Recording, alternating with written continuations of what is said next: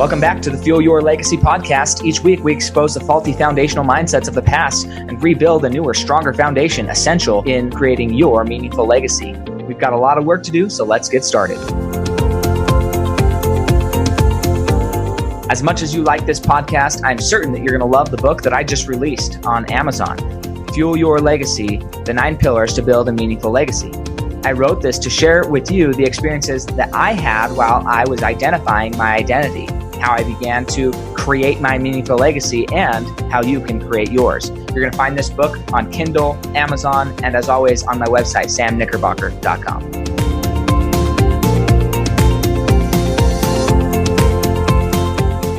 Welcome back to the Fuel Your Legacy show, and we are excited. I'm always excited. Every time I get to meet new people, learn more about them, it's always an exciting moment. Right now, we're still kind of in the midst of hopefully on the latter half of the coronavirus quarantine. So a lot of people, they say weird things because they're kind of delusional at this point, but it's going to be a good podcast anyways. No, I'm just teasing. I love this. I love getting to hear people's experiences and where they are and how they became who they are today. So today we are going to be talking to Dacia Arnold. Sorry, I missed her last name there. Dacia Arnold. And she's an author, a mom, superwoman in her eyes, and I'm sure in many other people's eyes. I'm excited for you to get to hear her story of where she came from, what she thought was her passion, and what she ultimately came out believing was her passion, and what she's doing now. I really feel that her story will be relatable to you, and maybe that you once had a passion or you thought something was going to be how your life was going to go, and then it actually didn't go that way, but it turned out better. So I'm excited for her, and we're going to let her take it away. Hey, thanks. Yeah, it's a crazy world we live in, but I'm really excited to share about my life. My background is I left home really early. My parents split up when I was 15, and I went to go live with relatives. So when it came time for me to be an adult, I went back to what I knew. My dad, growing up, was in the military, and so I decided that I was going to chase my dad's legacy and join the military just to kind of bridge this gap of like a relationship with my father. So I did this. I joined the military. I wanted to be as close to combat as possible, but back when I joined, that didn't exist formally. But they did say they're like, you scored high enough on this test that you could really just pick whatever you wanted. So I decided to become a medic and jump into the medical field. So I joined the Army after 9/11. So it was like 2004 is when I joined the military. I worked in a combat support hospital. I worked in Baghdad emergency room. So they made a TV show about my unit, Baghdad ER, as an HBO documentary.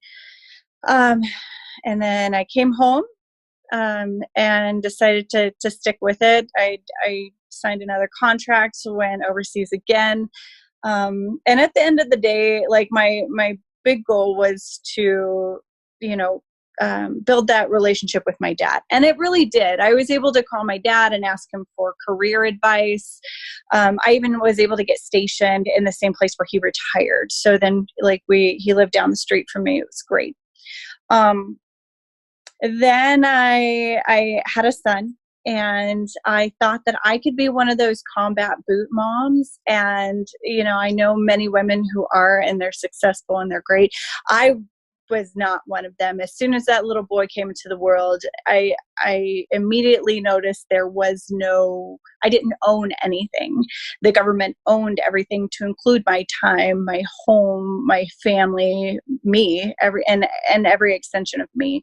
And there was no black and white. So I didn't like not having that boundary of family. And now I'm saying this now, but this should have been like my first marker where I was on the wrong path. So I decided not to sign another contract with the military and finished out. my son was a year old. My husband, who had also got out of the military, decided to join the railroad. So he drives trains for the railroad here in Colorado. I went to work. I think I was able to be home for maybe about 10 months before I was really clawing the walls, living a life of constantly, like being constantly engaged, to being a stay-at-home mom just really didn't mesh well with me. So I went back to work for a hospital here in Denver. You know, it was starting over. I had to take an entry level position because instead of going to college, I joined the military, so I didn't have a college degree. So when I got out of the military, my dad also, he published a science fiction book. And I read this science fiction book and I was like, oh yeah, if dad can do it, I can do it. And this will be another way for me and my dad to really bond. And since then, like, he had gotten married and he has a son, and he has his own family now. And me and my siblings are all grown and have our own children. But I was like, yeah, I can do this. I became a mom and he's, a dad to a younger kid, we could bond some more. I'm always chasing my dad's legacy, always. So then I wrote a science fiction novel. I wrote four science fiction novels, and just really kind of blew up in the industry really, really fast, whereas my dad didn't. And come to find out, like, this one thing was supposed to be his thing, like something that nobody else in his family did. And it really just kind of drove a wedge between my father and my father and I. And so I don't share about my literary career or anything like that. So that being said, I had another baby. And still working at the hospital, my daughter got really, really sick. So it's like illnesses that would give a normal kid like a runny nose, put my daughter in the ICU 4 times in a year. So that was scary. So I had to quit my job at the hospital and stay home with her. And this again lasted for about 10 months. And then she was out of the hospital for an extended period of time. And I was like, okay, mama needs to go back to work now. So I went back to work at the hospital. While I was working at the hospital, I was working on my degree. I finished my degree, my bachelor's in English, thinking that I'm going to continue this writing career. I didn't. I actually applied for a few other jobs, to include Department of Public Health here in Colorado. And taking this, so my current position with public health, and this is where I decided that this is where I need to go. I worked in the emergency room my entire career. I've worked in a hospital setting. But the same time that I was leaving the emergency room was the same time this coronavirus really hit. And so I had to make a choice to stay in the emergency room, where I have trained my entire adult life on the medical response of biological hazards, or leave and go to this next kind of higher echelon of strategic planning of healthcare. Which I've never been a part of. But it was more money.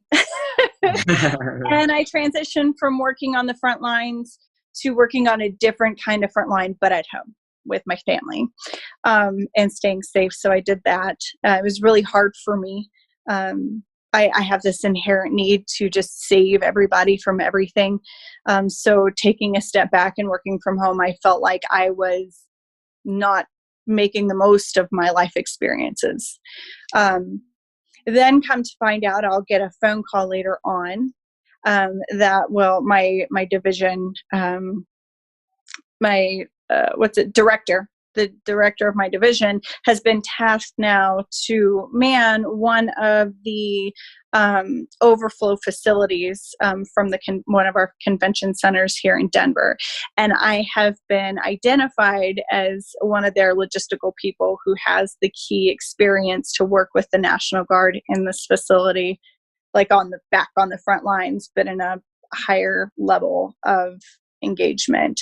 And it's scary. It's scary because I know at some point I'm going to get sick, but at the same time, I have never felt more validated in my life to have gone on this like string of following my dad and trying to fill these shoes to actually have my own shoes to fill. Like, this is exciting for me. It's engaging, and it's something I'm very, very passionate about. So that's where we are today. Awesome. I love it. So I have lots of questions and things that I just want to point out, because I think this is interesting so I studied neuropsychology. So I currently help people with money and learn how money works, because I think that's most important. And for me, I believe it's directly connected to mental health. When I looked in the research, the more mental health issues and social issues, domestic violence, things like that, were happening in lower socioeconomic households rather than in higher socioeconomic households. It's not that it doesn't happen. Like, people say that, and I'm like, well, it still happens. I know it still happens, but when it happens, they have the money to take care of it the way they need to. If you get depressed and you're broke, you don't get to go to a psychologist. You get to go find drugs or die. Like, it's just a different situation. So to pretend it's the same is false. And it comes down to how well do you understand how money works. So it's not that psychologists aren't needed. It's not that psychiatrists aren't needed. All those people, they have a job to do. It's just not where I want it to be, because it didn't give me the lifestyle that I wanted or the income. So I teach people how money works. Awesome. And that's okay. But I think it's interesting, and when we're looking at this, I have 11 siblings. Well, I have 10 siblings. I'm the 7th of 11. And if you could see her face, it's sheer pain. Yes. But it's interesting, the idea of going to basically whatever lengths to build a familial relationship with your dad. And I don't know where your mom is. That's one of my questions. Where's your mom at? And maybe that's a touchy subject, but I'm curious. It is. So she's in one of those situations that you explained, that the socioeconomical, like she's never had to take care of herself. So my dad, being in the military, was always like the breadwinner. So when they were no longer a thing, it kind of left my mother in limbo as financially, and she just never got out of it. So she turned to, like you mentioned, drugs and not good home relationships. Yeah. So something fascinating about that, there's a book called Story Selling for Financial Advisors.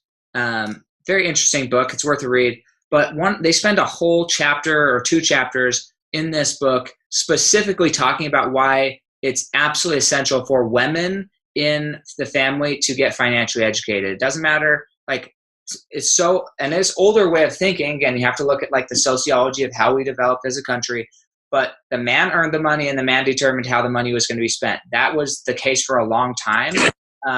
And so the women never got to make decisions really, but yet they were actually the people who were making decisions most of the time. They were the ones who were paying the electricity bill. They were the ones who were going to the grocery store and shopping. They were the ones who were using the money, but when it came to decision making, they weren't allowed to make decisions. And so the confidence or the identity of being good with money was never there. It's not that they weren't good with money. They were good with money their whole life. Just somebody else was providing it.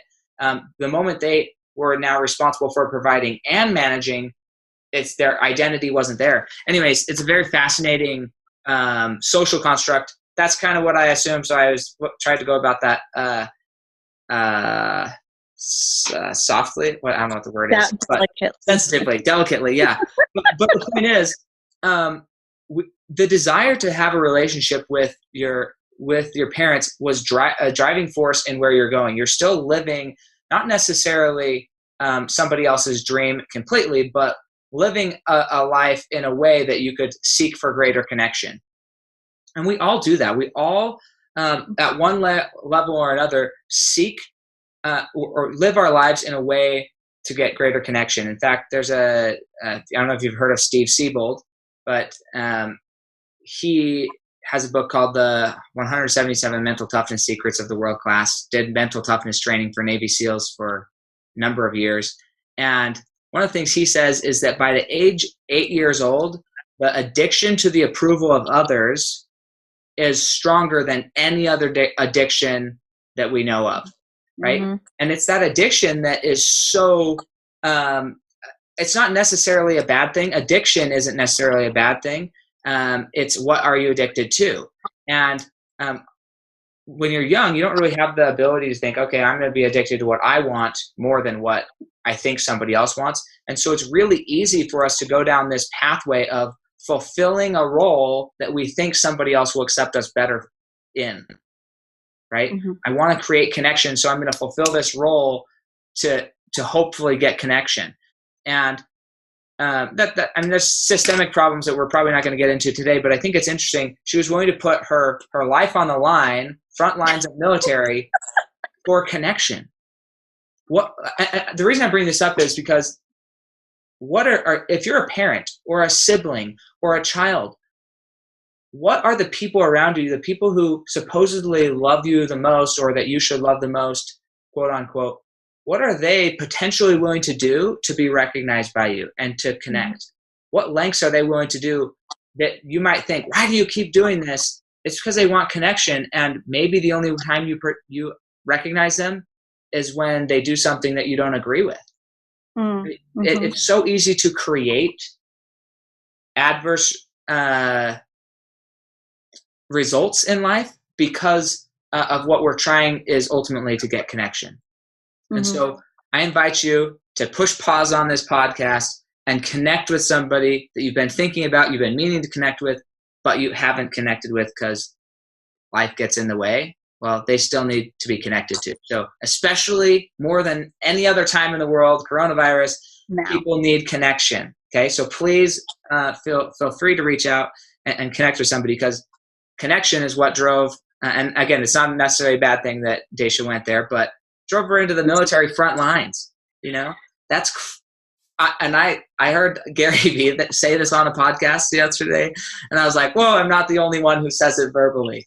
But he's like, look, when a war breaks out, I won't be anywhere on that battlefield. I will be running the other way. I know it's super unmanly to say, but that's me. And I fully am on board with him. Like, I'm the most pacifist.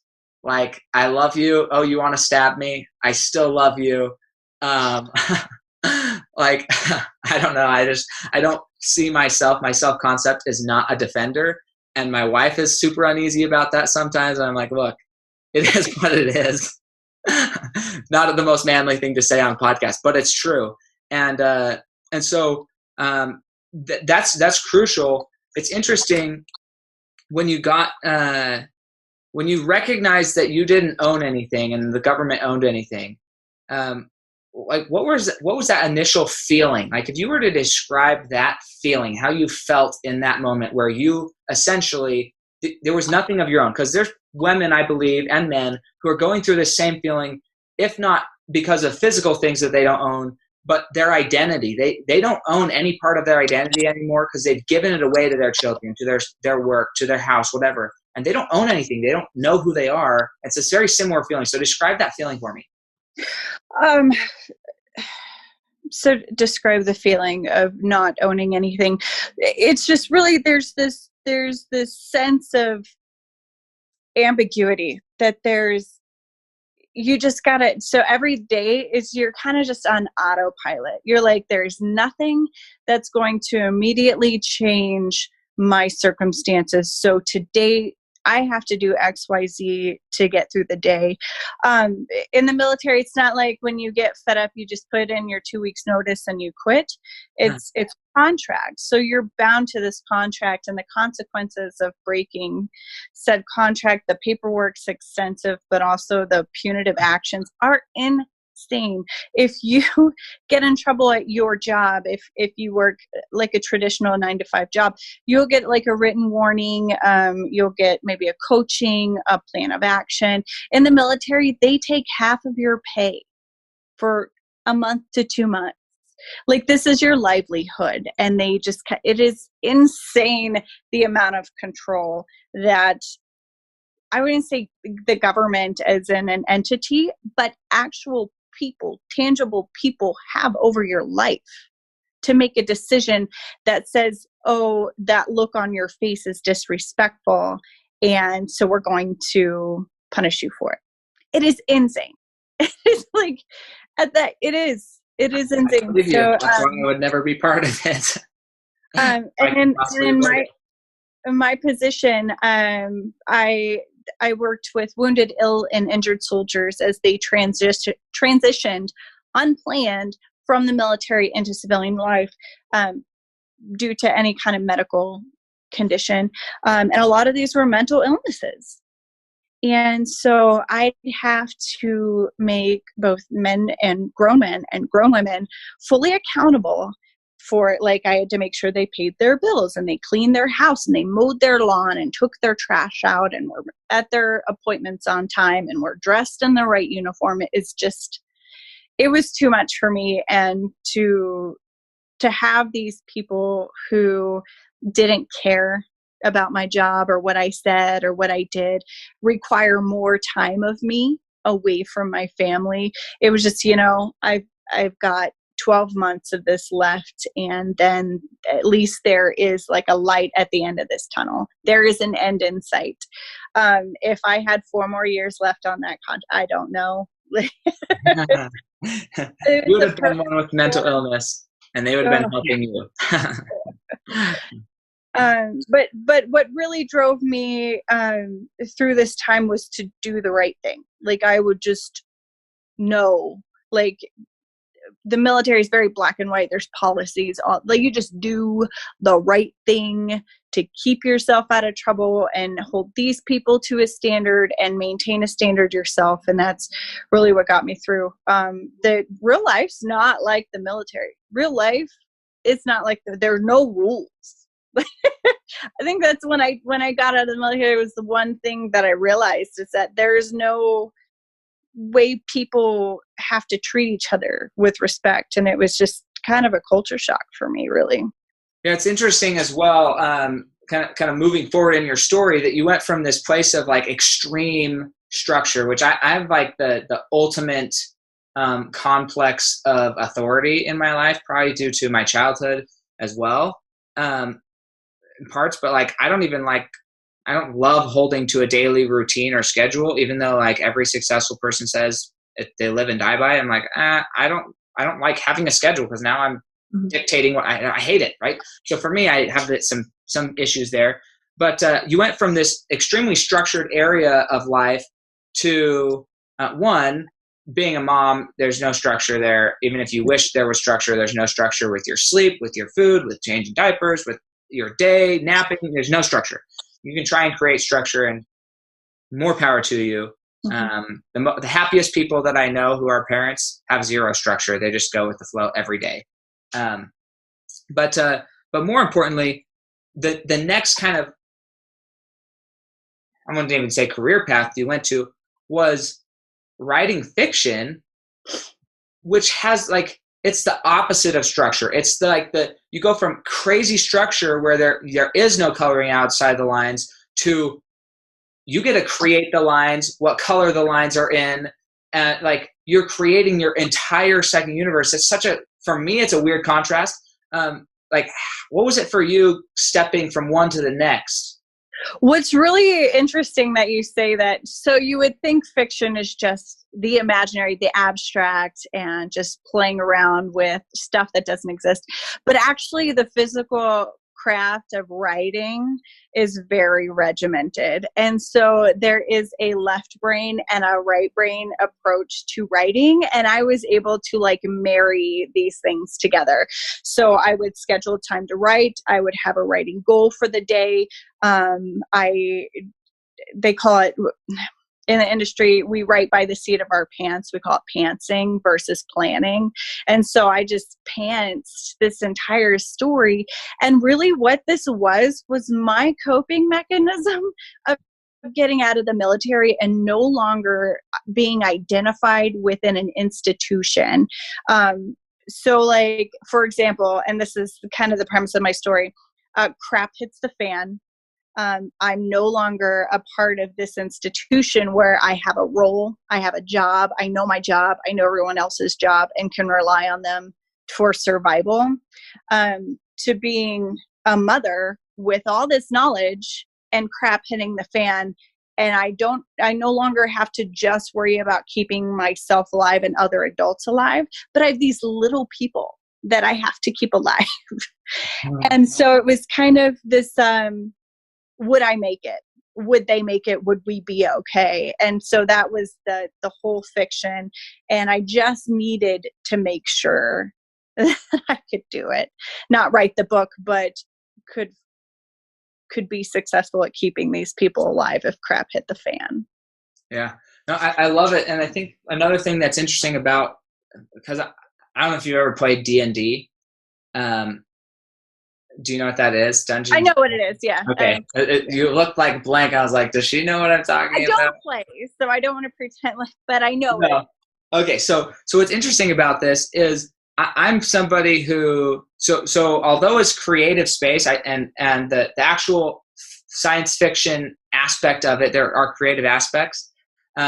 Writing is super regimented, but she just described what made her, and I don't know why your dad didn't do as good, right? I'm not pretending that, but I do think that there's the people who are most successful at creating card games that I know personally, and creating D&D or these types of, like, everything's in their head and they have to write backstories and for all their characters. The thing that's fascinating is there, as she said, there's a level of creativity, but she has to be able to maintain complete knowledge of every aspect of what that person can and can't do in life, and should and shouldn't do, their impositions towards certain things, and understand these people. So her job actually created a circumstance that made that more able to happen, and give her more feedback to create a great science fiction novel or book or story, because she could compartmentalize all those different characters. So it's interesting how it's creative, but it's also a structured event, like you said. It's fascinating. Writing is something difficult for me, personally, to express myself. So that's all good to hear. But I'm curious, the other thing, because now we're moving into, I want to hit on this before we get too far into this, but I want to hit on it with just because it's the time and I have you here and you work in it, and I just see the news. So all I can see is the news, and who knows if it's accurate. I mean, there's plenty of people out there who say both sides. So I don't know, like, nobody knows what the truth is. Personally, and you can hex me or whatever, personally, I choose to live a life that whatever. Like, if I get sick, I get sick. If not, whatever. Like, I can't control too much about my life. So I'm just going to be happy and do my thing.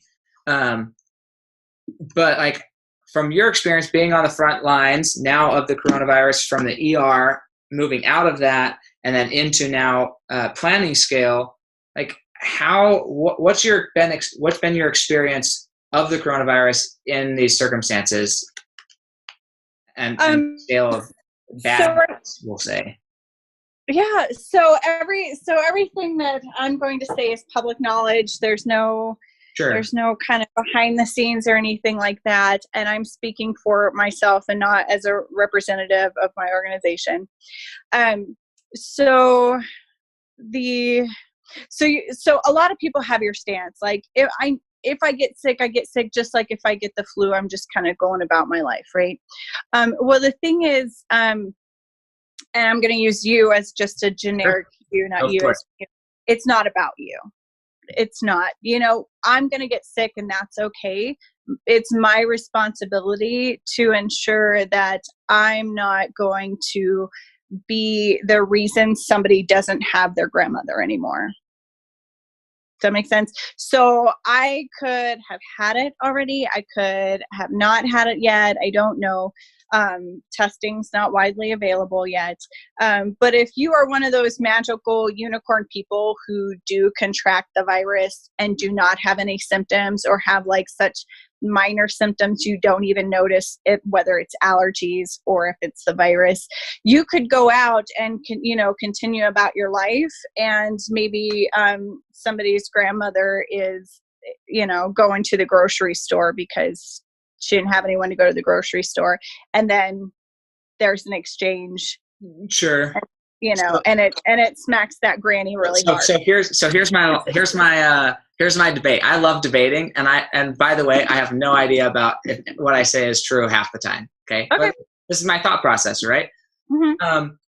Every level of our life, from government, right? Because government is one who's setting these standards. We have what's called an acceptable loss, right? Mm-hmm. We have certain speed limits based on acceptable loss. We have certain car testing standards based on acceptable loss. We have all of these things based on acceptable loss. And so I get it that I could be the reason that somebody doesn't have a grandma. I could also be the reason somebody doesn't have a grandma because I ran a red light, or I was texting and driving, or just nothing happened and somebody sat on their brakes, a deer ran in front of us, right? There's so, like, living in that type of, from my perspective, any life is too much is not practical. Mm-hmm. And so for me, it's more of like, what's an acceptable loss? And do I really believe that not everybody's going to get it eventually anyways? I think if it's like the flu, look, it's like, at what point is Sweden, what they're doing, just saying, hey, you guys social distance, everybody else live their life as safely, but we're all going to get it, mass herd immunity. Yes, there's going to be loss. I'm not arguing whether there's loss. Mm-hmm. For me, it just seems that, like, there's got to be whatever that number is that we say, whatever it is, what it is it worth, I'm from a financial perspective, is it worth causing mass depression, mass suicide, greater levels of domestic violence? Is it worth causing, what's the acceptable loss? Right now, we're trying to save a few people from a disease, which I'm not saying is bad, but we haven't even hit the ramifications of homes going under, people living in streets, like that. We have no idea the ramifications, just like we have no idea the ramifications of what happens if we don't social distance and go about our lives. So it's like, it's a scale distance for me. So I'm just curious what your perspective is. Okay. So the immediate loss of, yes, everyone's going to get it, and those people are going to die, are eventually going to die, is what you're saying. And I get it. I really do. It's the thing of our hospital systems being overwhelmed, people dying that didn't need to die, people having resources to save their lives versus those resources not being available for everyone that needs them. And that is a major piece of the social distancing. The thing about flattening the curve, like, instead of having a big spike, so the big spikes everyone all at once, and the flattening the curve is not a flat curve. That makes no sense. Like, so it's just kind of, it's going to be a long haul thing. It has to be a long haul thing for the survivability of people who have a chance. Does that make sense? Mm-hmm. So if I'm 35 years old, I'm fairly healthy, but this thing, I'm going to need a vent, and there are no vents available. But if I had a vent available, I would come out the other end okay. But I couldn't get a vent, so I'm just not going to make it. Sure. So I'm not 85 years old. I'm 35, and the chances in our age group is a lot less than. Oh yeah. So there's that where it's like, anyways. I agree, but there's still people our age that do need the ventilator. Yeah, there are. I just don't know what I guess my position, and you've seen this from battlefields to now. I mean, Denver's not a small city. It's not a giant city by any stretch of the imagination. Like, compared to New York, it's not. I mean, it's like Salt Lake compared to Denver. It's not really the same. But I think that for me, I guess we don't have enough more information to really know. But, like, what's the acceptable loss meter going to be set at of this long term, Mm-hmm. and how bad is it really long term? And so that's the one side of it. The other side of it, and this isn't super popular opinion, don't listen if you don't appreciate this, but there's also a reality that although mortality rates have been getting longer, as in people have been living longer, quality of life in your later years is declining. It's not increasing. So yes, just because we can sustain life, there's an argument to be made to sustain life. But if we're sustaining life with a very low quality of life, is it worth sustaining life? I know is that your choice to make? Well, is it your so if whose choice to make is it? This is a question. 100 years ago, the choice to make was you died because you got a disease. So now whose choice is it to keep people alive even if they don't want to be alive? And that's still not legally allowed in our country for somebody to say, I don't want to be alive anymore. Sorry, we can't euthanize you. So if we're going the full extent of medical abilities, then that's what it is. I don't really have a foot in either camp. It's just all the things that go through my head. I'm like, okay, whose choices are these to make? Because whose choice is it to make it so people can't provide for their family or have to live on the street because they can't pay rent? I mean, there's so many financial and fiscally important questions that are answered in the name of what's the financial cost, right? So $4 million or something is what it costs for everybody to die. Not for I think it's 4 million last I looked. But in a car accident, if you die in a car accident, the acceptable loss is like $4 million worth of per individual who dies in a car accident, which is crazy, but that's the number that the government chose. And so all their standards are, if adding a new seatbelt to a car is going to cost everybody, if it's going to cost more than $4,000 per individual we're going to save, we're not going to require it. If it's less than 4, then we're going to require it, right? And so there's that. There's those standards, and most people don't know about these standards, but they're there. You can go Google them. These standards are in every area of life. So what is that standard here, and what's the fiscal cost that we're willing to endure to save however many lives we're going to save? Okay. So your stance is we need to open up the economy regardless of loss of life due to the virus. Not necessarily. I just don't know. I don't know what the stance is. I don't really have a stance. I'm lucky enough to continue to work. Like I say, I don't have a stance. I just am curious, like what other people's opinions are. You're somebody who actually is qualified to have an opinion. I have a lot of friends who we all think this is all stupid because nobody we know has it. But that's not true. I know 4 or 5 people who actually have had it. But the point is, compared to how many people I know who have had it. Here's a good example. There's not very many people. Okay. So you're in Salt Lake. We'll use Salt Lake City. So super earthquake. You guys are due. You're due for a giant earthquake. I know. I had one 5.7 or something. Yeah. You've had a few. You have one every day. Yeah. It can happen. It's true. So there is actually FEMA, the state of Colorado, the state of Utah, not Wyoming so much. So there are many entities involved in the planning for the super earthquake in Salt Lake City. For people out of context, 80% of the population of Utah is in Salt Lake City in the valley. So when this earthquake hits, it's gonna devastate everything. And I don't even know the projected magnitude of the big one.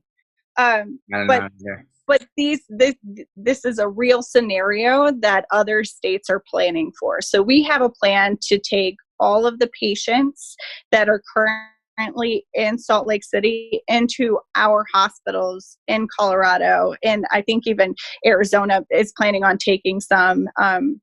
So we have this plan in place.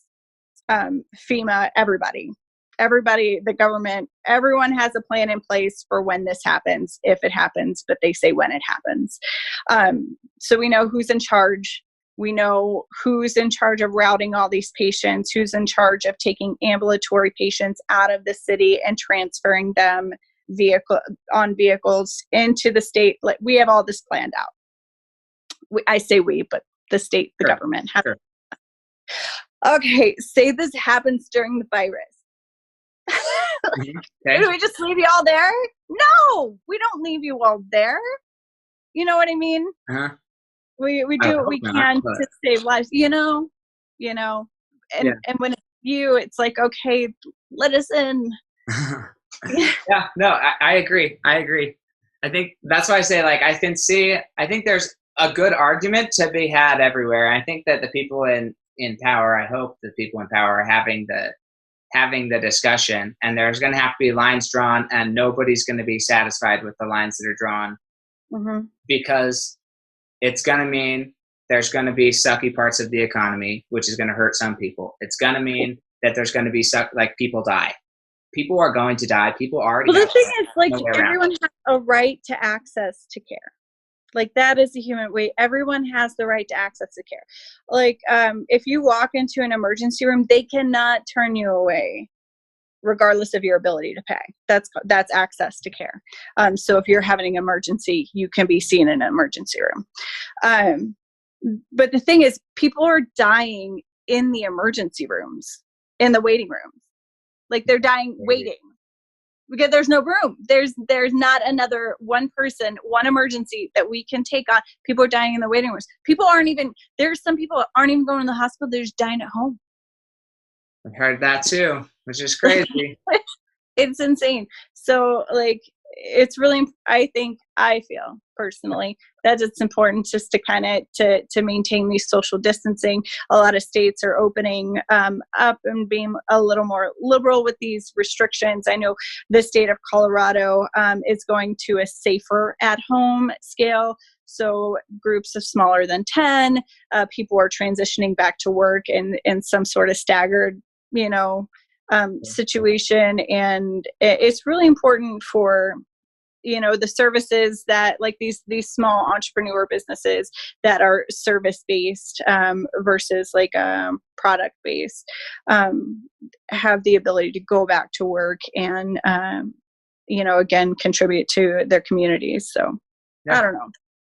Me neither. I just am glad there's people like you who have the strategic ability and have been seen on a lot of different places, who are advising and taking care of things, because I don't really know anything about it other than what I see on the news, and there's too many different opinions to, like, I feel like, really make an adequate adjustment of what's going on from media sources.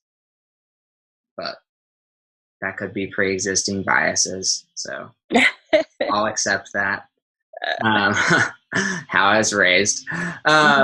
Cool. So I'm curious, because we talked about your relationship with your dad now, because you took over his. We're kind of transitioning out of a very weird spot. That's okay. That's fine. It is what it is. So you became an author. You blew up. Dad didn't. I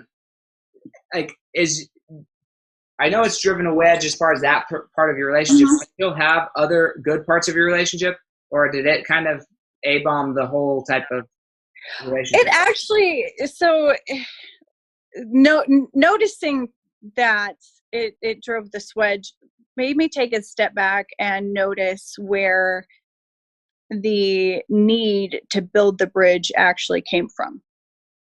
So it's not that this drove a wedge that never existed before. It was just that what I had been working so hard for never really existed.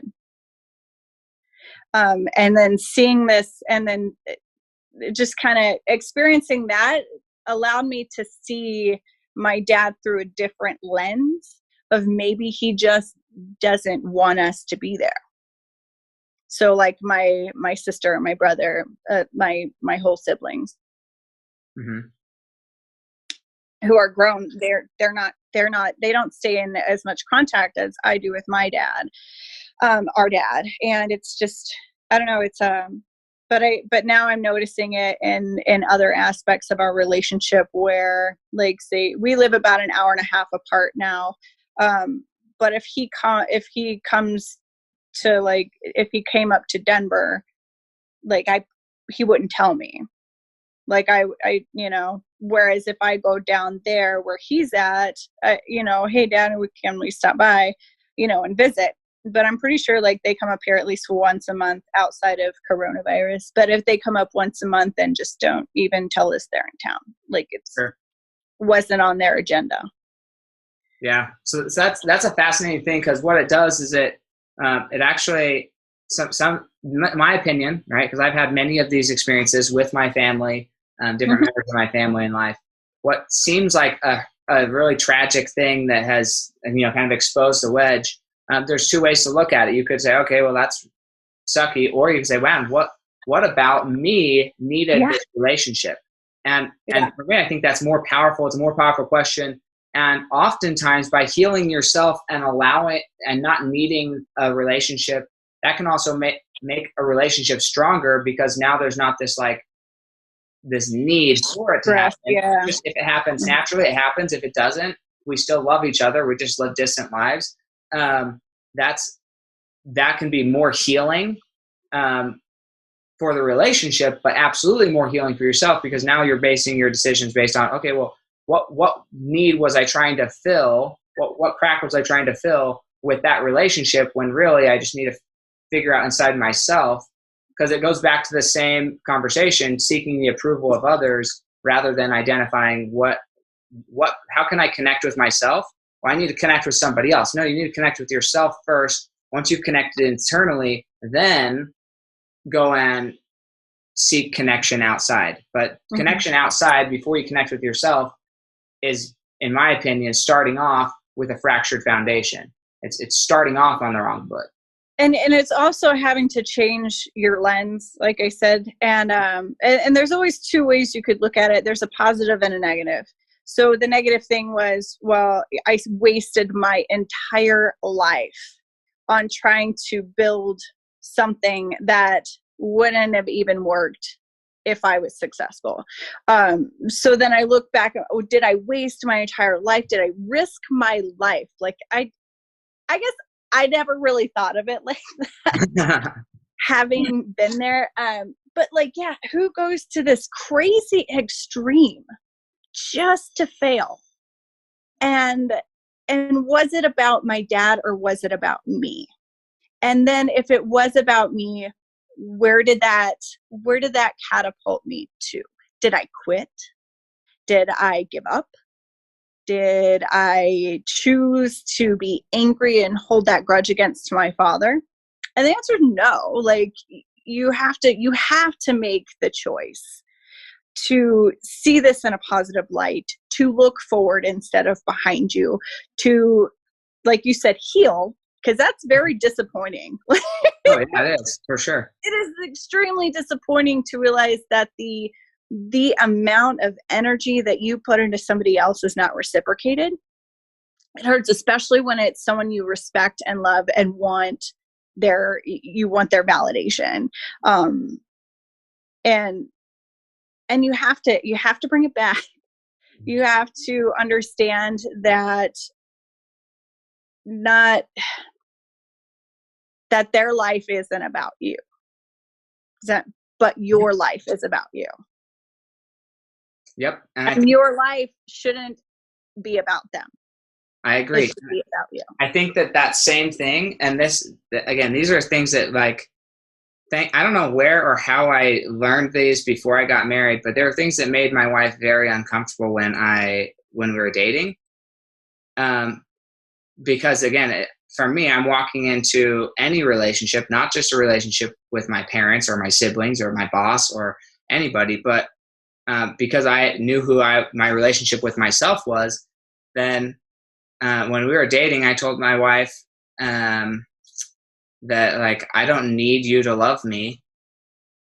It's convenient, and I like it when you love me. I like it when you want to be in my life. But if you choose to exit my life, I'm going to recover and I'm going to move on, and no girl. My husband said that to me too while we were dating. Yeah. Nobody wants to hear that, because they're like, what? No. I'm not going to be your only. I'm like, no, I'm not so codependent on you. And I hope that you're not that codependent on me either. Right. And it so that was uncomfortable. And then it was also uncomfortable when I told her the same thing about my kids. It's like, look, I love my kids and I have like a responsibility-ish to making sure they survive. But if it comes down to my relationship with you or my kids are kind of screwed. Like it goes me, myself, my relationship with myself, relationship with God, relationship with my spouse, then relationship with my kids, then relationship with my brothers and sisters and my mom and dad. And like, I love all of them. I'm not like, I don't wish ill or hope that our relationship falls apart. But like, if it comes down to it, if you don't want to be in my life, see ya. Like, I'm not gonna force my way into somebody's life. It's really interesting. So like, and it really, that it speaks a lot to your commitment to your wife also, because I mean, there was a time in my life where I was like, my kids are everything. If my husband decides to like beat feet, then fine. But then, and I would have these conversations with other people about this, you know, God first, and then your spouse, and then your kids. And it's like, but that doesn't make any sense. But it does, because you have to choose to love your wife. Your kids are just always going to be your kids. Your wife might not always be your wife. Like, she has that choice. Like, your kids don't have a choice to not be your kids anymore. Yeah. And they're going to leave you. They're going to. They should get up and go at some point in time. Your spouse, however, hopefully not. You know. You hope. Fingers crossed. No, I agree though. So it made them uncomfortable initially, but I would find the people who are most uncomfortable with it have lived a life of codependency. They've lived a life needing that approval from others. And so then when they come in contact with somebody who doesn't need that, they're like, oh, wait, where do I fit? You don't need my validation. I mean, not really. I love it. Like, I'm not saying I don't enjoy it. Like, you want to tell me I look good, I will take that all day long. But if you don't tell me I look good, I'm going to tell myself I look good, and I'm still going to have a great self-image of myself, regardless of whether you think I look good or not. So I think that's a huge factor to draw out, is that when that all went down, it gave her the opportunity to take a deeper look at herself and some internal introspection. And we can all benefit from that, especially now. Like, you aren't able, I speak with a lot of public speakers, but I'm a public speaker. I get on stage and there's performers who, like, oh my gosh, they're going through withdrawals because they haven't performed. It's like, what do you need from performing? Right? What is it that you need that's driving that, and why? So I used to karaoke DJ outside of Nashville in my 20s. I have really, really bad performance anxiety. I will shake. I'll get nervous. My stomach will get sick every single time. Even if I'm speaking, same thing. I will get really, really nervous. So, and you've heard of fight or flight. So for me, my stress response is to hyper perform. So like, if I'm scared or nervous or I don't understand something, I'm just going to overdo it every single time. I'm going to completely overdo it. And I want to like, maybe that is why, like, I've moved so far in my life, is because, you know, that was my coping mechanism. But a lot of people aren't like that. A lot of people freeze up and don't do anything, and don't move, and don't make decisions. So I think I don't even know how to address that. It's huge. I mean, it's huge. The ability to make decisions, even if they're wrong ones. And in my life, I don't really live an existence of right and wrong or good or bad. I just live an existence of what serves me and what doesn't. And so it's hard to say the wrong decision, but like, even if you make a decision that proves not to have served you, for instance, she chose to go into the military. She chose to do all these things to build a better relationship with her dad. And in the end, all of that didn't really help her build the best. Obviously, she probably has a better relationship with her dad had she not done any of that, which is good, you know. But all these decisions, ultimately, her biggest decision to become an author like her dad was 100% counterproductive, right? Does that mean it was a bad decision? I mean, it didn't serve her end intention, but it wasn't a bad choice. It wasn't a bad outcome. It just didn't serve her goal. And so being able to objectively look at stuff from a position of, does it serve me or not? And even when you think, oh, that didn't serve that objective, okay, well, what else did it serve? How else did it benefit me? And living in a constant state of gratitude for what is, it for me has been the most peaceful existence that I can have, is just being okay with and positive about how life is, because life just is. There's nothing else. It just is what it is. So I'm curious here. How could we support you if we wanted to learn more about your books and even follow you on your mission of working in your new career, which I'm sure that's exciting. I don't know how much of that you're able even to share, but I think it's exciting that you're in that position and you're flying by the seat of your pants. You're pantsing through this, like just trying to figure it out, and you got you got selected. That's awesome. But how could we connect with you if we wanted to read your books? How would we get access to those? Yeah, so you can find me across pretty much every social media platform. Dacia M, as in Marie, Dacia M Arnold. That's Facebook, Instagram, Twitter. That's also my website, daciamarnold.com. I do occasionally blog my COVID-19 journal. I think I did 3, and then I got busy at work.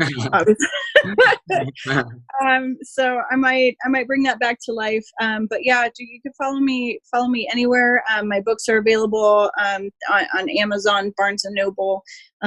Just search my name and you'll be able to find them. That's so cool. I love it. So here's the second to last section. It's called Legacy on Rapid Fire. Okay, so I'm going to ask you 5 questions. You can give me 1 word to 1 answer answers to them. And so you ready for this? Yes. Okay. There's no bullets, no actual rapid fire, just like comments. Okay? You can relax. What do you believe is holding you back from reaching the next level of your legacy? A crystal ball. Crystal ball. As in you have no idea, or? I have no. Or you like? Just because I'm so new into where I am right now, and I know that there will always be something in the future that'll pique my interest that I will go after. Awesome. Love it. And what's the hardest thing you've ever accomplished? The hardest thing I've ever done? Being a first grade teacher. And working full time. And then right now, as in homeschooling effort. Yeah, okay. Probably the hardest thing I've ever done. I love it. That's awesome. And what's your greatest success at this point in your life? Finishing a book.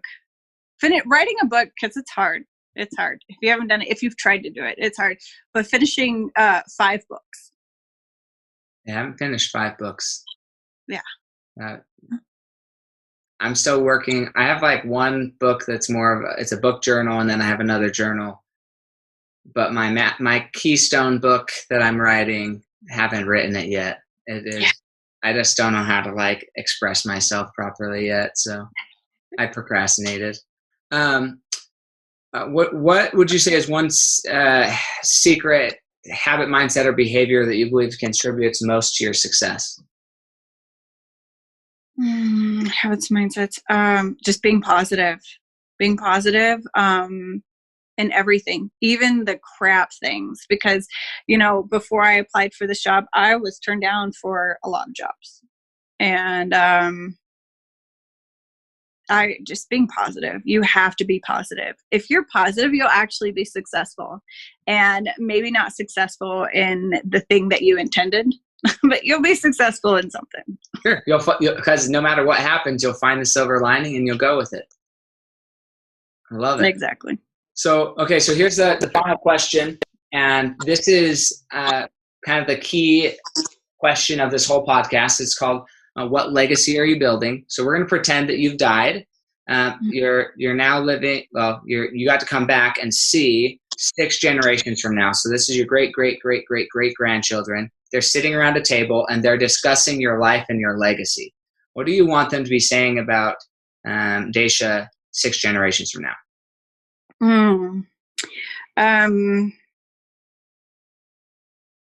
God, that kind of makes me want to cry. I don't, there's so many things that people find remarkable about my life and everything that I've done and I've been through.